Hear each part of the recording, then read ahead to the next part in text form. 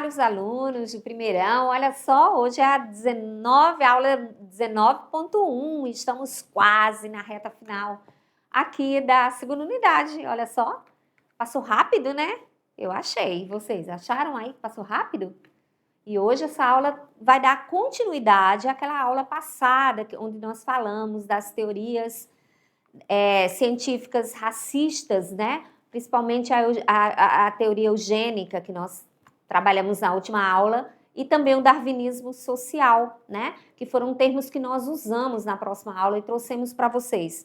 E hoje é a continuidade disso e as influências dessa ciência no Brasil, né? E os requisitos dessa teoria que surgiu no século XIX e que ainda hoje, né, a gente vê essas sequelas, digamos assim, essas sequelas ainda dentro do nosso país, né? Estamos falando do nosso país, Brasil, porque a influência dessa ciência aqui, ela teve um impacto muito grande para explicar essas desigualdades sociais, né, que existem no Brasil e persiste, né, até hoje. E vamos então agora para o slide para a gente ver a agenda de hoje. Então, a aula é a 19.1, a gente vai falar sobre raça, racismo, né? Desculpa aí, vamos voltar aqui. A gente vai falar sobre raça, racismo, etnia novamente e América Latina. O que nós vamos tratar, né? A gente viu a visão biológica na última aula e a questão da eugenia, utilizando inclusive a teoria da evolução de Charles Darwin, né? Então, e vamos entender o que é o marcador social da diferença, né? E o outro assunto que nós vamos tratar é sobre o olhar que temos da América Latina. Então, a gente vai fazer um giro decolonial e nós estudamos também, trouxemos esse termo decolonial, do que se tratava na última aula, mas hoje a gente vai relembrar a vocês para entender basicamente o que foi esse conceito, né? Então, a habilidade da nossa aula hoje é compreender, discutir os conceitos de raça, racismo, etnia e suas interrelações e a importância da América Latina a partir da concepção decolonial, né? Da concepção decolonial. Vamos então aqui pensar, né? Aqui nós temos uma figura emblemática, né? E nós podemos dizer o seguinte, que essa foto aqui é como se o menino, né? Ou ele está querendo dizer chega, né? Chega de racismo, né? E aqui várias mãos, ó, de várias cores, aqui, né? Se dando vocês veem que aqui tem várias mãos e de várias cores. Isso mostrando o respeito, né, com a diversidade, né? Então, aqui a gente vai tratar exatamente sobre essa questão que surgiu, né?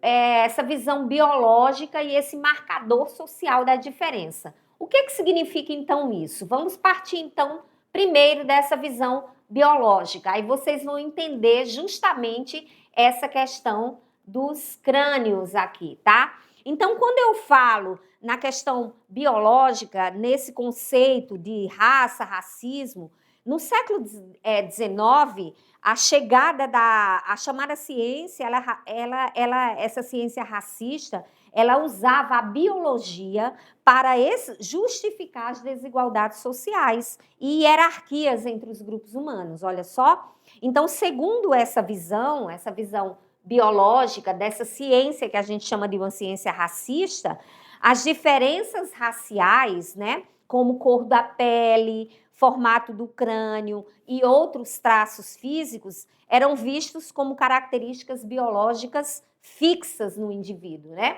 Então, por exemplo, acreditava-se que essas diferenças, como de pele, de diferenças físicas, de nariz, de boca, de mandíbula, né, de maxilar, acreditava-se que essas diferenças determinavam capacidades intelectuais, morais e comportamentais, né? Então, assim, essa perspectiva, ela ficou conhecida como uma visão biológica de raça, né? uma forma de naturalizar a igualdade entre povos. A desigualdade, quer dizer, naturalizar a desigualdade entre os povos, né? Apoiando práticas como a escravidão, o colonialismo e a eugenia, né? Então, aqui, se a gente for perceber, né, a gente vai ver mais tarde sobre essa questão do crânio, mas quando se fala dessa questão da craniologia, né, ela foi uma ciência muito popular no século XIX, que estudava o tamanho e a forma do crânio do indivíduo, né, do ser humano. Então, eles pensavam que, dependendo do tamanho do crânio, era possível se descobrir quem era mais inteligente ou quem era menos inteligente, quem era superior ou inferior. Então, eles diziam que o crânio maior, né, ó, aqui o crânio maior era voltado para o crânio do europeu, que era o inteligente, o superior, né? E os crânios menores, né? Então, o crânio menor, ó, ele vai diminuindo aqui, ó, com o tempo, eles eram os atrasados, né? Os que não eram civilizados. Então, esses eram os atrasados intelectualmente. Então, vejam, eles usavam a biologia para explicar exatamente essa desigualdade, principalmente essa desigualdade entre os seres humanos, né? Então, aqui, né, a gente pensa, quando a gente vê aqui, ó, as diferenças físicas, né, elas foram utilizadas como um rótulo qualificativo e indicativo de suposição de superioridade e de inferioridade. Então, aqui, ó, quantas diferenças aqui, né? Você pega pessoas de forma de se vestir, formato do olho, o cabelo, o jeito do cabelo de cada um, o que eles usam no cabelo, a roupa que usa, diferentes, né? Se pegarmos cada um desses, a gente vê que são pessoas que mostram na sua aparência física traços diferentes, né? O olho, um é mais puxadinho, o outro é mais arredondado. Então, essas diferenças é que nos enriquece. Portanto, é importante o respeito. Esse respeito que une todas essas diferenças, tá? Então, no século XIX, olha só, a cor da pele foi transformada no principal critério para classificar as hierarquias raciais produzidas pela ciência. Então, quando a gente vê aqui, ó, estudando aqui, eles estudavam a questão do crânio, como eu expliquei para vocês. Então, quanto maior fosse o crânio, né, mais inteligente ele seria. E a quem eles atribuíam que não eram inteligentes, né? Aos negros, né? E aos indígenas. Então, eles dividiam essa teoria, né? Essa teoria racista, vale salientar, né? Que justificava exatamente a desigualdade, ela explicava a diferença entre os seres humanos formando hierarquias raciais produzidas e usando a biologia para justificar essas desigualdades, tá? Então, controlados, né? Como que eles ainda, essa teoria racista controlava? Era controlados pelos interesses econômicos e políticos das elites metropolitanas europeias.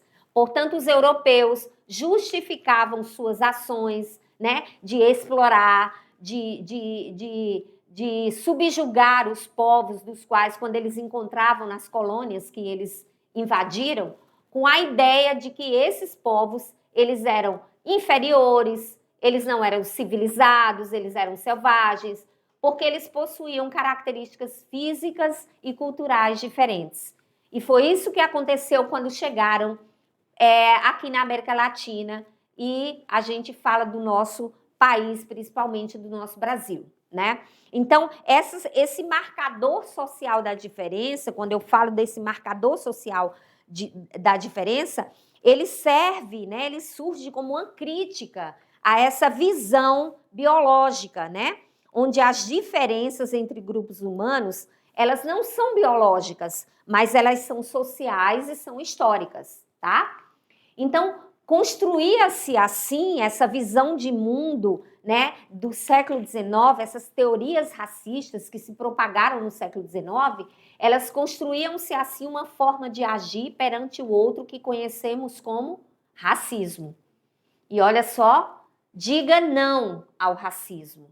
Então é muito importante a gente saber, né, que quando alguém está, algum negro, né, de repente fala que ele se sentiu ofendido por uma situação da qual ele sentiu preconceito, muita gente, isso é mimimi. Não é mimimi, tá, gente? Isso aí, a gente tem que perceber que esses requisitos dessas teorias racistas, eles deixaram marcas muito grandes na nossa sociedade brasileira, tá? Então, aqui, toda ação preconceituosa, discriminatória ou que segrega as pessoas, né? Que separa, segregar significa separar, ela foi perpetrada contra quaisquer indivíduos e grupos por causa de sua origem étnica. Então, tudo isso aqui, todas essas ações que eu discrimino, que eu ajo com preconceito, que eu segrego, elas são ações, né, das quais elas têm uma causa e origem étnica de racismo, né? Então, o marcador, a raça, né, portanto, é um marcador social, ou seja, um critério criado pela sociedade para hierarquizar e excluir determinados grupos, né? Então, a cor da pele, né, o gênero, a classe e outros aspectos, eles tornaram-se marcadores que indicam desigualdades e posições de poder, né?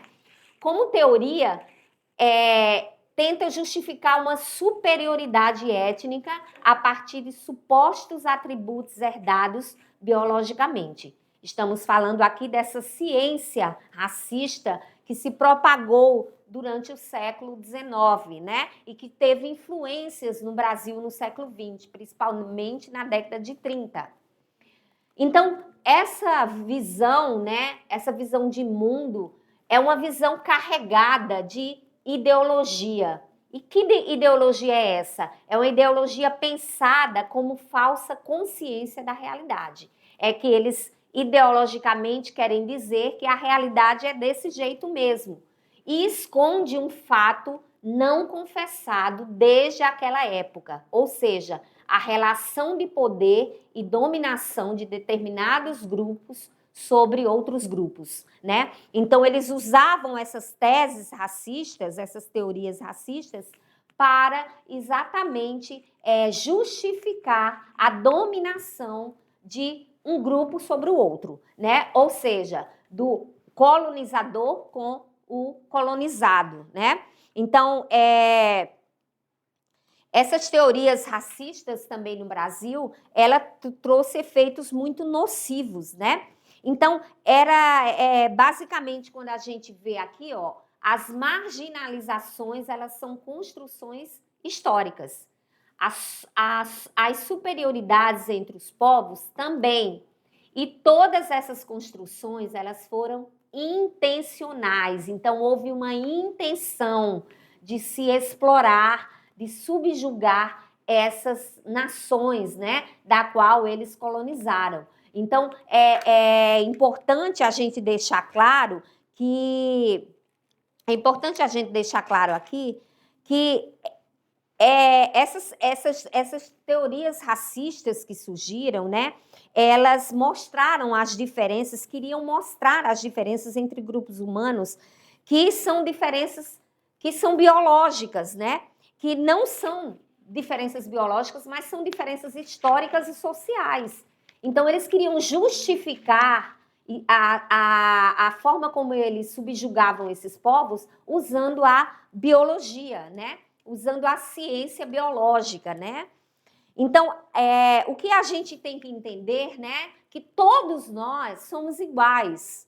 E para isso, gente, a gente precisa lembrar agora, dia 20 de novembro, é o Dia Nacional da Consciência Negra. E esse dia, né, eu gostaria aqui de que vocês viessem aqui comigo, prestassem bem atenção aqui. Dia 20 de novembro é o Dia da Consciência Negra. É um dia que não é uma comemoração, não é uma data comemorativa, mas é uma data de conscientização, de que se chamar a atenção da população, da sociedade, né? Estamos aqui colocando a nossa sociedade brasileira, né? Que é uma sociedade imbuída de muitos racismos. Então, é chamar a atenção, é conscientizar a população de que o racismo, ele existe sim, né? E que as pessoas precisam aprender, né? A desmistificar, né? Esses racismos que tem dentro da própria sociedade, né? E que muitas vezes eles vêm camuflados, né? Eles vêm com uma capa revestida de que, olha, eu não sou uma pessoa racista. Ah, não sou racista, sabe por quê? Porque eu tenho amigos negros, né? Isso já é um discurso racista. Então, essas narrativas racistas que se tem dentro da nossa sociedade, elas são históricas, né? Elas são históricas e elas geraram, desde o período colonial até os dias de hoje, inúmeras desigualdades sociais, né? E não só desigualdades sociais, desigualdades também, né, de acesso às políticas públicas que muitas vezes não chegam até não chega até essa classe, né? Então, hoje, a gente, quando a gente pensa no nosso Brasil, a gente pensa num Brasil onde se tem um caldeirão cultural muito grande por causa da nossa diversidade, né? Eu lembro que um desses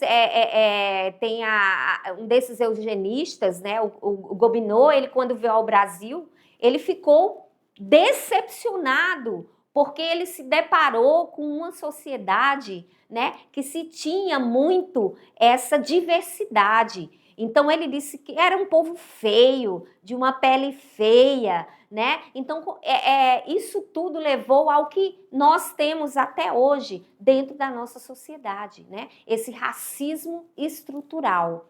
Então, isso tem que ser chamado a atenção. Então, o dia 20 de novembro é para chamar exatamente, eu gostaria que a produção colocasse aqui atrás esse slide aí da consciência negra.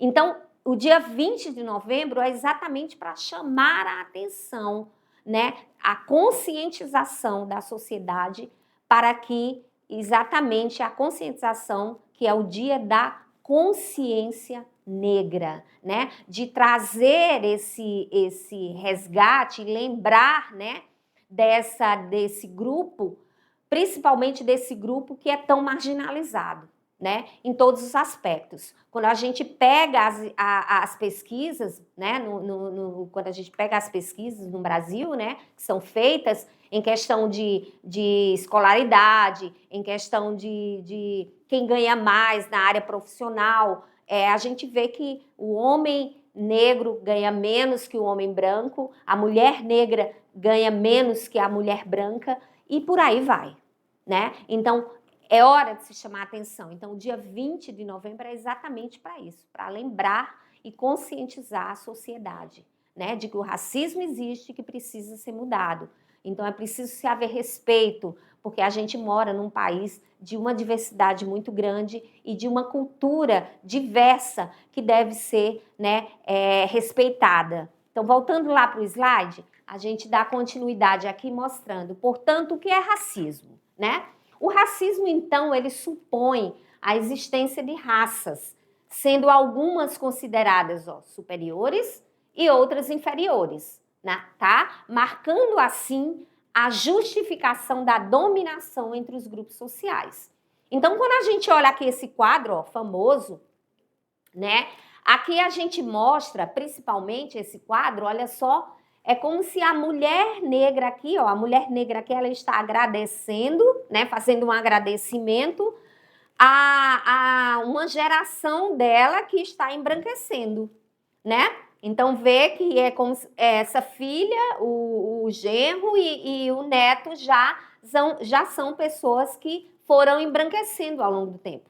E essa política de embranquecimento, ela veio muito ferrenha no Brasil no século XIX, né? Essas teorias racistas, por exemplo, no final do século XIX, com o fim da escravidão, onde se vivia o fim da escravidão, nesse momento as ideias europeias racistas chegaram com força no Brasil, né? E como que chegaram essas ideias, né? Como chegaram essas ideias racistas no Brasil? Os intelectuais brasileiros, eles começaram a se preocupar e querer entender por que o Brasil era considerado um país atrasado em relação, por exemplo, à Europa, tá? Então,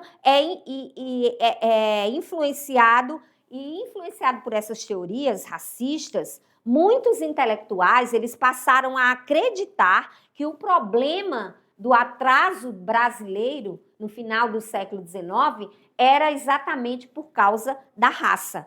Então, começou daí, a partir daí, começou a se propagar diversas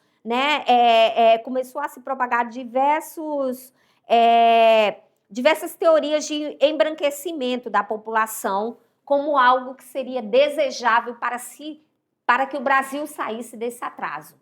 Então, o que era importante agora era haver, né, um embranquecimento da população brasileira. E usavam essas teorias, né, para classificar a população brasileira e explicar as diferenças sociais como se elas fossem biológicas, né?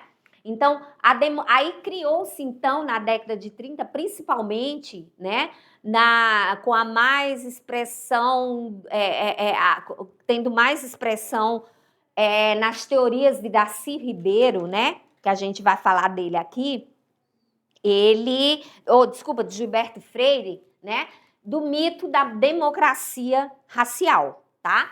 Então, o que é esse mito da democracia racial? O que é democracia racial? Mito ou verdade? Olha só, quando eu digo que um país tem democracia racial, eu estou dizendo o quê? Que a democracia racial é a visão de convívio harmonioso entre as raças. Ou seja, no Brasil daquele período, todo mundo vivia harmoniosamente bem? Não, né, gente? Eu vou voltar aqui um pouquinho só para vocês se depararem com isso aqui, ó.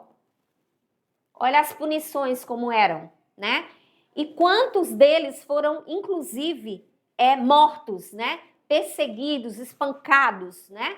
Então, eram humilhados, enfim. Então, quando a gente pega aqui essa democracia racial, foi um mito, de fato, é um mito criado para dizer que no Brasil havia essa democracia, onde todo mundo vivia bem, harmoniosamente bem. A partir da década de 30, o Brasil buscava uma identidade nacional integradora entre as diferentes etnias. Aí, para justificar ainda muito mais a escravidão, né? Então, se usava muito o termo de que todo mundo vivia harmoniosamente bem. O negro que servia ao branco, ele servia de bom grado, estava tudo bem, tudo muito obrigado, porque o branco era muito amigo dele. Isso não era verdade, né? Então, Gilberto Freire, ele foi exatamente o sociólogo e antropólogo pernambucano que contribuiu para a interpretação das relações raciais no Brasil, principalmente de dizer no seu livro Casa Grande e Senzala, que é de 1933, que havia essa democracia racial no Brasil, né? Ele cria o mito da democracia, ou seja, para ele, o brasileiro existiria numa convivência harmônica e não havia preconceitos entre as diferentes raças. Todo mundo se dava bem, branco, negro e o indígena, né? O branco, o negro e o indígena, todos eles se davam bem nessa democracia racial. Contudo, né? Então, aqui está o livro, né? Uma das versões do livro Casa Grande e Senzala, né? E no curso de Sociologia a gente lê alguns trechos desse livro, né? Muito importante a gente estudar essa parte da história do Brasil, né?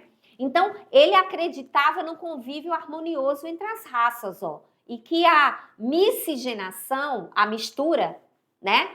e a mestiçagem, né, que é essa mistura aqui do negro com o índio, do índio com o europeu, contribuíram para uma democracia racial no Brasil, onde todo mundo vive paz e amor, todo mundo vive muito bem, obrigado. Isso é um mito. Após Gilberto Freire, vem teorias que vão criticar essa ideia, esse mito de democracia racial do Gilberto Freire. E quem foi um dos grandes críticos do mito de democracia racial foi exatamente o Florestan Fernandes, né? Aqui está ele, uma foto dele, do Florestan Fernandes, né? Então, qual era a crítica que ele faz a esse mito de democracia racial? Ele fez uma crítica sociológica e afirma que a democracia racial é um mito. Então, não existiu isso. Todo mundo é amigo, as raças todas são amigas e paz e amor. Foi uma imagem que foi idealizada, uma vez que a sociedade, após a abolição, né, que não foi uma abolição porque todo mundo quis abolir os negros aqui, o senhor de engenho quis abolir os negros, não foi isso, né? Houve uma imposição da Inglaterra por vias econômicas, né? Por questão econômica.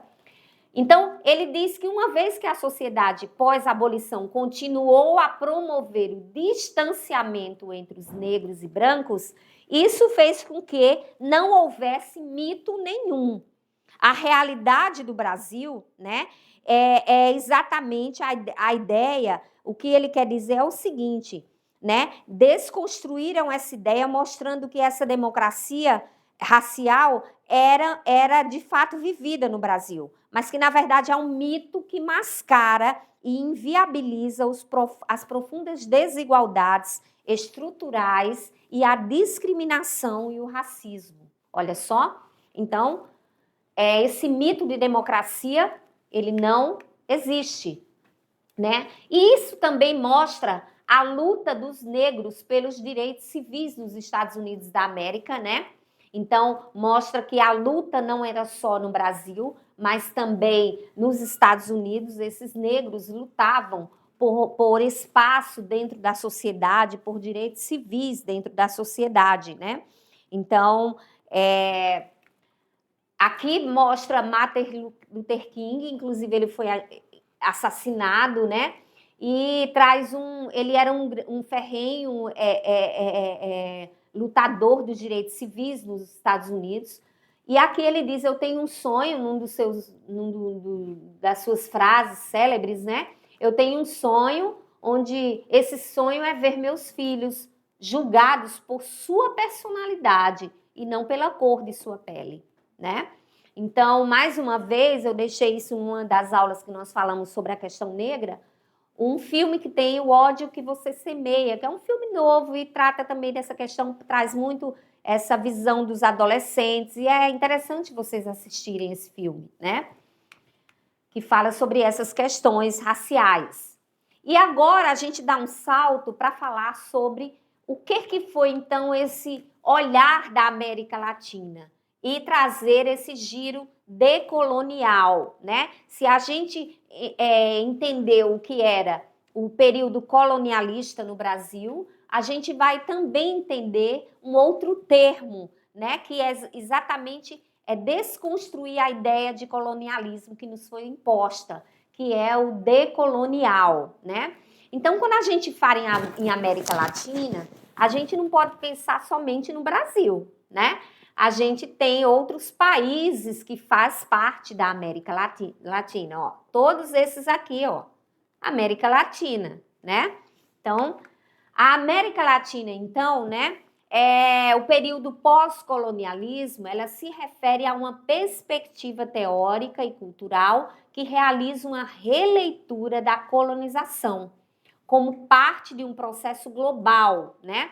Não é possível falar de uma teoria única pós-colonial, mas sim de uma série de estudos que trazem contribuições com orientações distintas nas mais variadas áreas de conhecimento e que têm em comum o fato de realizarem fortes críticas às narrativas eurocêntricas. Então, o que está querendo dizer aqui é o seguinte: não se pode mais aceitar, a gente não pode mais aceitar, né, o que nos foi falado, o que nos foi narrado da nossa própria história, né? Então, não foram, né, os povos originários aqui que escreveram a história, a nossa história. Mas a nossa história ela foi escrita por um olhar do outro, e esse outro preconceituoso, racista, né, que se considerava superior, né, que se considerava civilizado. Então a gente agora, com esse novo olhar, né,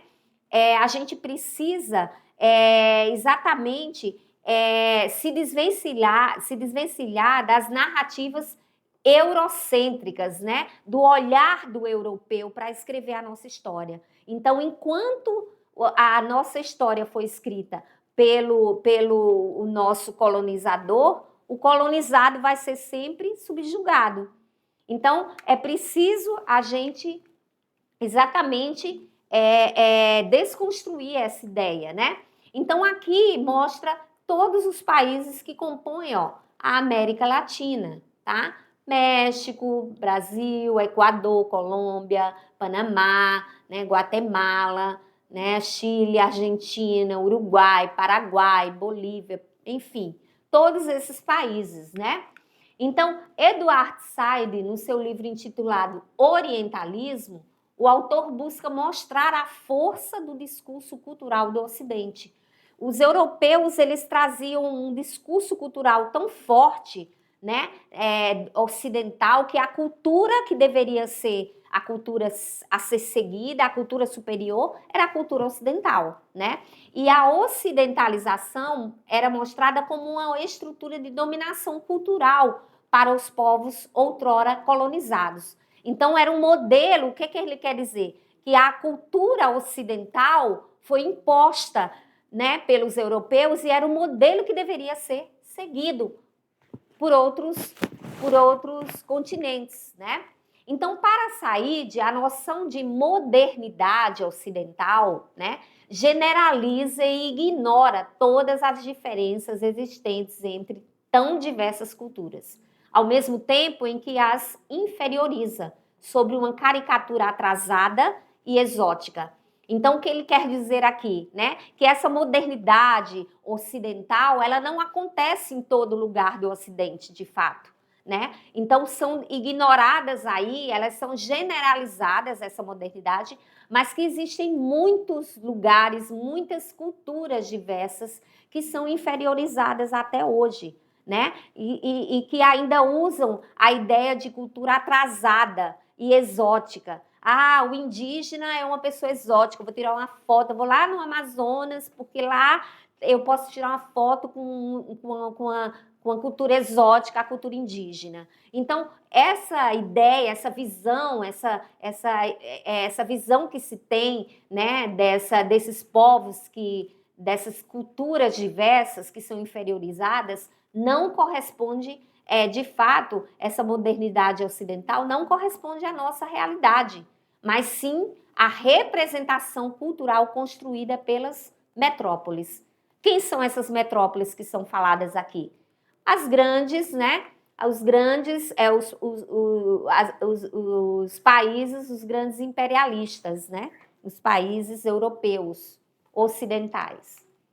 Portanto, o que é o pensamento decolonial, né? Quando eu falo decolonial, se refere principalmente à questão do pensamento dentro da América Latina, né? Então, na América Latina, após o colonialismo, também teve uma importante recepção a partir de fins da década de 80, e aqui foi chamada pelos seus expoentes como pensamento decolonial. Aí eu pergunto a vocês, né? E vocês não vão, de fato, saber responder. O que é que, resumindo, o que quer dizer esse pensamento decolonial, né? Em outras palavras, né? Para vocês entenderem bem certinho. Ele analisa e denuncia principalmente as práticas que persistem no presente de diversas esferas da vida. Por exemplo, como no racismo, o racismo, o machismo e nas desigualdades sociais e econômicas. Então, ele busca valorizar, né, os saberes locais, ou seja, respeitando a diversidade cultural e que não existe, como a gente falou, a questão de cultura melhor ou pior, de civilizada ou não civilizada, de superior ou inferior, mas que existem culturas diversas e que elas devem ser vistas por sua particularidade, né? Então, e também eles buscam, o pensamento decolonial busca exatamente valorizar os saberes locais e não se limita a criticar, mas a buscar alternativas para a construção de uma sociedade mais justa e igualitária, tá? Então, para isso tudo acontecer, a gente lembra, então a gente fala exatamente do que a gente acabou de dizer, trazendo um multiculturalismo. Quando eu falo em multi, eu estou falando em diversas culturas. Então, cada cultura ela deve ser estudada e observada e explicada pelo seu contexto, né? Pela sua particularidade, porque cada cultura ela traz algo de diferente, né? Então, o estudo da diversidade cultural, ó, a cultura ela é diversa, portanto, culturas, a gente sempre usa o termo cultura no plural, culturas, do qual pressupõe o desenvolvimento de um olhar diferente sobre a alteridade. Esse conceito valoriza o reconhecimento, então é respeitar a diversidade, é reconhecer e valorizar a cultura do outro, promovendo o quê? A igualdade entre os grupos e combatendo a discriminação e a homogeneização cultural. Porque quando eu cometo o erro de dizer que as culturas são homogêneas, eu estou dizendo que todas elas são iguais, e não é verdade. Então, fechando aqui estão nossas referências, e só para fechar aqui a aula, então a gente tem sempre que entender, e a gente tem falado aqui em outras aulas, da importância de que existe uma diversidade cultural no mundo todo, né? Então, a forma que eu me alimento, que eu como aqui no Brasil, por exemplo, aqui em Rondônia, que eu como com garfo e faca, em outro lugar, isso pode ser algo que, de repente, não acontece. Em outro lugar, eles podem levar a comida à boca sem usar talher. Então, a forma como as pessoas, as culturas, elas se organizam, a forma como elas se compõem, né? Então, elas são diferentes. Então, falar de cultura é falar de culturas sempre no plural, respeitando a diversidade e não designando cultura melhor ou pior, como fizeram durante o período colonial, como fizeram os europeus, né? Quando vieram no Brasil, e essas teorias racistas também na América Latina, que se espalharam, né? E principalmente que também ganhou força no Brasil, né? Acreditando que havia raças superiores e inferiores, né? Então, a gente precisa desmistificar isso e entender e respeitar a diversidade, e essa diversidade que se completa uns com os outros. Então, é isso, a nossa aula de hoje foi essa, e daqui a pouquinho a gente volta com a aula de revisão. Aguardo vocês, não sai daí!